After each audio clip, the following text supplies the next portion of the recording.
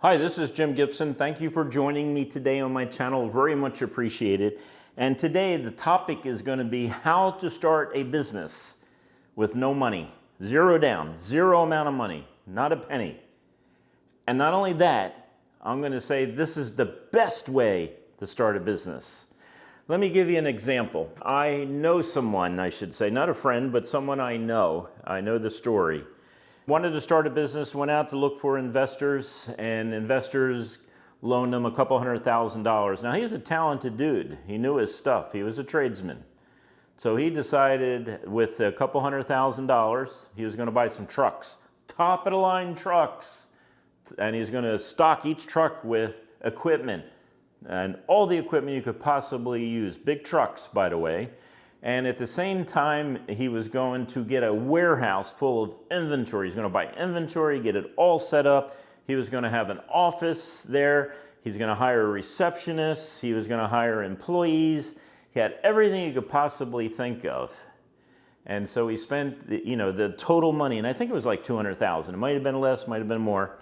The idea was he spent every dollar that was given him to start this business. And he did start it, but there was missing one thing.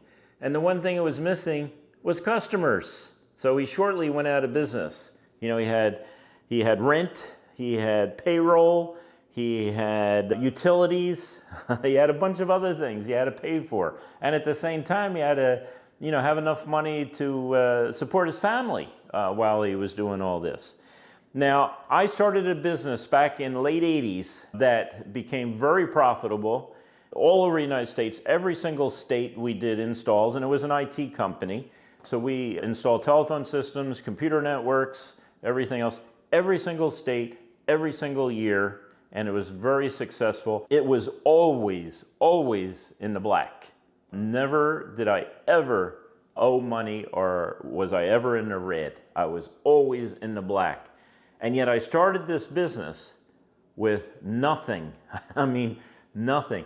I mean, if you know anything about IT companies, and today they'd call it MSPs. Back then it would have been called an interconnect. But today, managed service provider. That's pretty much what we were. We sold systems, we installed systems, we managed systems, we did programming, we did design work, we did all this stuff. And at one point I grew up to the point where I had around 30 employees. That's all I wanted, by the way. And I had a lot of subcontractors, 1099 people all throughout the country that worked for my company. It was fantastic, great. But I didn't wait for people to loan me money, nor did I want people to loan me money. I wanted to start this business with zero down, nothing, not a penny. And that's how I started it. Now, the reason why I did that was before this time period, I was $40-some thousand in debt. And I was having a struggle of paying my grocery bills. That's pretty important, along with utilities, things like that. And so once I learned how to get out of debt, and that's in another video, you should watch that because that's what I did. I got out of debt. So the first thing I did before I started a company was I made sure I didn't have any debt. And I didn't have my credit cards maxed out. In fact, we need to deal with that in another video. But I had zero balances in all my credit cards, and I had them maxed out just a few years before that.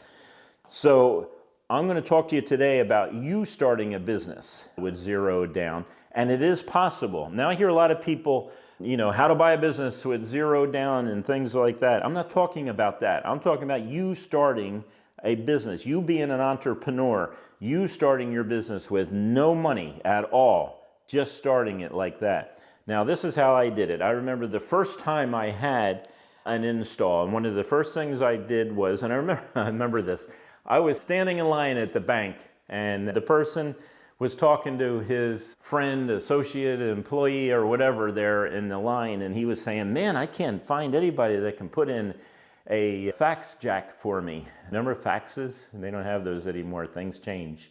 You got to go and be ahead of the change. And he couldn't find anyone, and I said, excuse me, I don't want to be rude, but I overheard the fact that you're looking for a technician who can install an RJ11. Back then it was an RJ11 for a fax machine. It was an analog jack. And he said, yeah, I need a jack for my fax machine in my office. I said, I'd be happy to do that. And he said, well, that's fantastic. How much you charge me? And I think back then I was charging like $35, $50 a jack. Today it would be $250, but back then it was $35. And I said, okay, give me your phone number and address and everything else, and I'll be right there and I'll do that. Now, I didn't have any tools, but I knew someone that had tools. So I borrowed a friend's tools, and I also borrowed an RJ45, a faceplate, and some wire, of which I told him as soon as I got paid that day, I would return the tool and I would pay for the parts. And that was my first job in that business, which later grew to be a national business. And I took that money and I did another job, and then another one, and then another little one here. And in another video, I talk about how to grow a business from scratch. But I took that money, then I bought my tools, then I bought my supplies. And I remember all I could afford was one box of cable, which back then was about $65. And I would pull the cable that was necessary on these jobs, and I would just make sure that I would use every single cable foot that I had before I would buy another box of cable. But because of that, I grew a business that became a national business. And the whole time I was in business, I never borrowed money. And I was never in the red. Not one day in 30 years was I in the red. And it's because I had certain principles that I kept. I never bought something I didn't have money for already in the bank. And I never employed a 1099 person. A 1099 person is an independent contractor, without knowing I had money in the bank, whether I got paid or not, that employee, that 1099 employee, that contractor, subcontractor was going to be paid, whether I got paid or not. I made sure I had money enough in the bank to cover that. In fact, I saved up money, cover all my expenses for 3 months, whether I got a dime through that door. So I had that cushion there. Now, one of the things I did, I was working full time. So don't quit your day job. I'm going to go, 100% into this, and it shows motivation, and burn the ships out at the beach there, like you're Cortez or something. And I'm going to commit 100% to it. I did not do it that way. I had a full-time job in IT in a big corporation called Burlington Air Express. Great company. I had fantastic bosses there. They were really good. And so I worked there full time, and then I worked the evenings and the weekends on my business. Now, at first the business started growing and it went up, and then it went down, and then it went up, and then it went down. And I remember talking to my wife saying, dear, 1 month it's great, the next month it's not that great. I don't know what to do here. I'm not going to quit my job because I want to make sure I can feed my family and pay my bills. So I'm not going to quit my job. But what I did was I got a spreadsheet and I wrote in every single expense I had each month. And at the same time on that same spreadsheet, I wrote in every single invoice that I invoiced that month. And I would finish it out at the end of the month. And then I realized that some months were up, as I was saying, and other months were down. And so what I did was I said, let's pull back a little bit. Let's do it by the quarter. And I realized that the quarter, I was showing growth. Each quarter was getting a little bit better and a little bit better and a little bit better. So once I got to the point to where I knew that I was going to make more money working for myself, I had to have insurance, I had to have other expenses, gasoline, I had a truck, things like that I had to make sure the insurance was on the truck. I was working out of my house, so I didn't have an office at that point. I was working out of my house.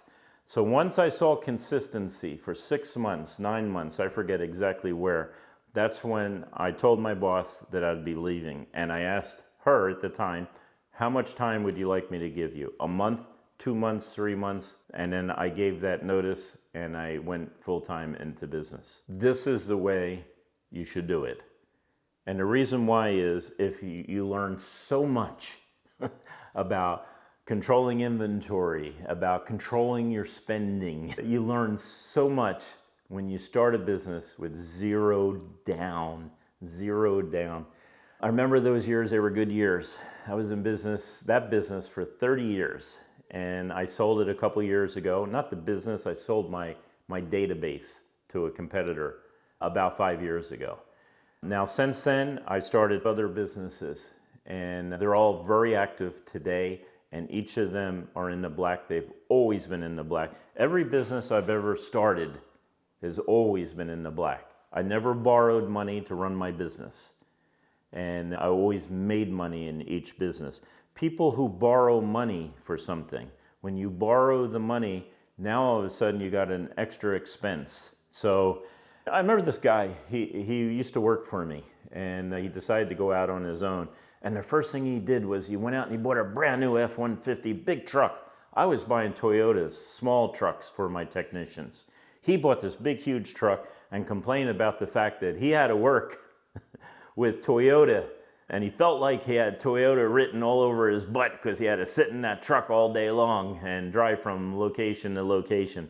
Well, I had the Toyota because I knew I could afford the Toyota. I could afford the cost of buying it. I could afford the gas. I could afford the tires. I could afford the oil.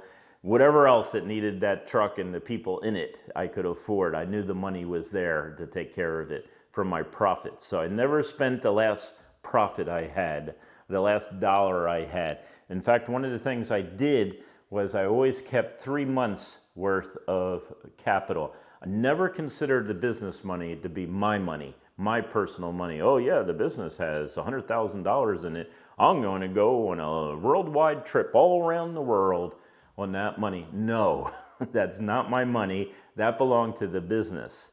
So I always made sure I had the minimum of 3 months. And what I meant by 3 months was if every single customer I had, every single customer I had defaulted on me, I would still have enough money to pay my taxes, to pay my rent, to pay the insurance, and more importantly, I'd have enough money to pay my employees, even if they didn't work, even if they sat in my office and did nothing for 40 hours a week. So I kept 3 months worth of expenses in cash in the bank, and that's why I was always in the black. And you know something else too? That's why at night I slept fine. Every single night. Never stressed out over this company. Nor do I stress out over the other companies I have. So, you know, I'm looking at them now. I have 2 real estate companies, one in each state. I have 2 states that I own property in, all because of this first company that I built. Then I have a cybersecurity company, and I also have cable supply, an e-commerce company. Plus I get money from doing the videos that you're listening to today. My first company, Nova Voice and Data Systems, it all started with that. And because of the profits from that, I was able to start the other businesses, able to invest in real estate. And I always treated business as not my personal cash cow. I always treated it separate, that I was an employee responsible for the income and paying the bills for this company. And with that mindset, every single company I've ever had has been successful, has made money, and has always been in the black. Never, not one day in the red. And I know a lot of people that don't do that. In fact, I remember I worked for this Microsoft dealer, and he was a young guy, and he had a storefront, and he got a little bit behind in paying. My company was doing all the cabling for the networks, and he owed me some money. And I said, okay, you know, how are we going to pay this? And he said, look, I'm busy this weekend. If you come Monday morning to my house, I will pay you. Now, I lived in San Diego County. He was a good 60 miles away, but he owed me a considerable amount of money. I needed that money. I did not want to fool around with that. I wanted to make sure I collected that income there. And so I went to his house first thing on Monday morning, 9, 10 o'clock. It was maybe not the first thing, but 9 or 10 o'clock in the morning, and knocked on his door on a Monday morning. And he comes out in his pajamas. And I said, I'm here to pick up that money you owe me. And he said, oh, Jim, I'm really sorry. I don't have it. And I said, what do you mean you don't have it? He said, well, I spent the weekend in Vegas and I blew it all my cash, everything else, it's gone. He said, the only thing I got left is the money I need to run my business. And I thought, well, there's two things that you did wrong. You treated the money like it was your personal. You treated your company like it was your own personal cash cow, rather than only taking so much like a salary every 2 weeks. You just took all the money and blew it all in a weekend. That's first of all. And secondly, you didn't pay me as a vendor.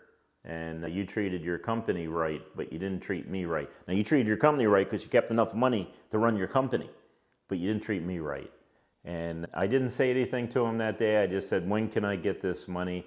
Well, finally, I got the money. He calls me up about a week later and says, I have a job for you. And I said, absolutely. You got to pay up front for that job. I am not going to give you any more credit. And he said, why? He said, because I'm not sure you're going to be in business in 6 months. You've indicated to me that you probably won't be. And sure enough, he was not. He went out of business. So the idea is start your business with zero amount of dollars, okay? If you can do that, you're going to learn a lot about business. You're going to learn a lot about your business. You're going to learn what it takes to start a business.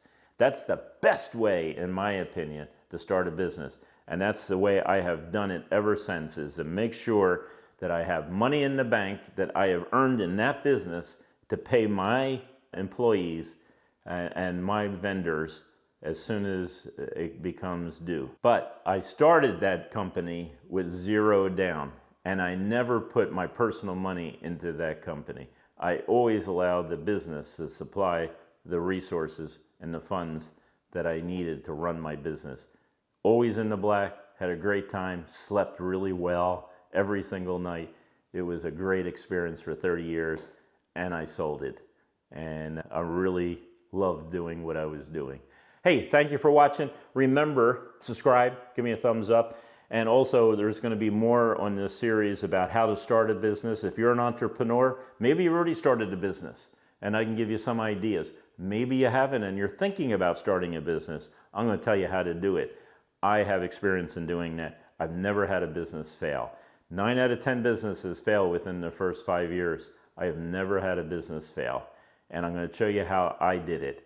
Maybe you could pick up some ideas, maybe not. But thank you for watching, and you have a wonderful day.